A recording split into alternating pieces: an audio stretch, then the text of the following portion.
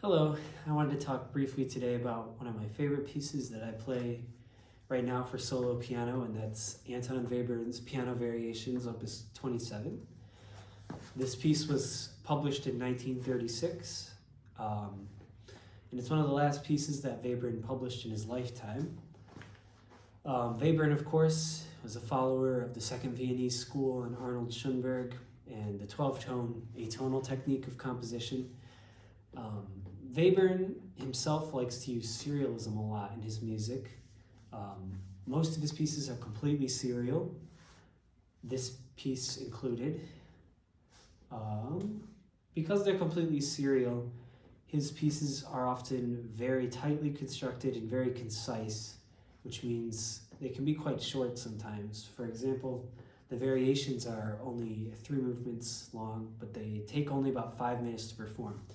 So again, very concise, very short.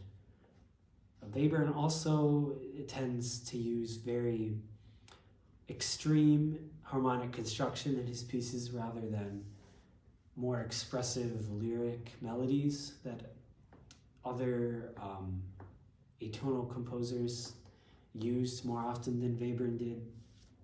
But the Variations is made up of 3 movements, like I said, but there's really only one movement that the term variations applies to, and that's the 3rd movement. It's a true set of variations in the 3rd movement, but the first 2 movements are sort of thematically weakly linked to the 3rd movement, if at all. And it creates this sort of what Webern called a kind of suite. The 2nd movement is sort of evoking a classical scherzo, and the 1st movement is sort of an ambiguous form, similar to sonata form and also similar to ternary form.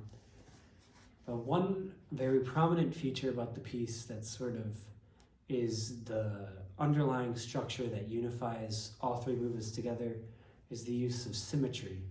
And Webern uses tonal symmetry in the piece, he uses rhythmic symmetry, and he also uses formal symmetry to a lesser extent. But I think the use of symmetry throughout the entire piece is super neat.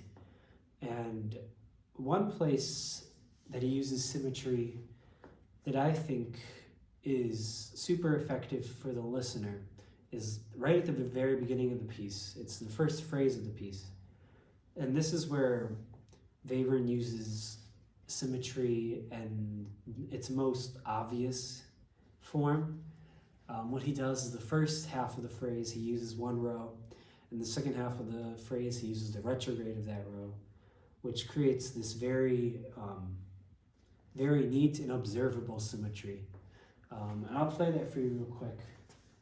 One thing to listen for is the repeated G sharps in the middle of the phrase, which is sort of the point of reflection between these 2 rows.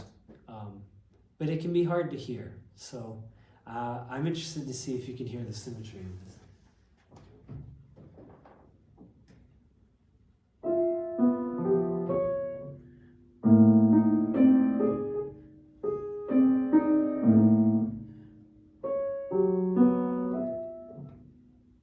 That was it. That was the first phrase right there.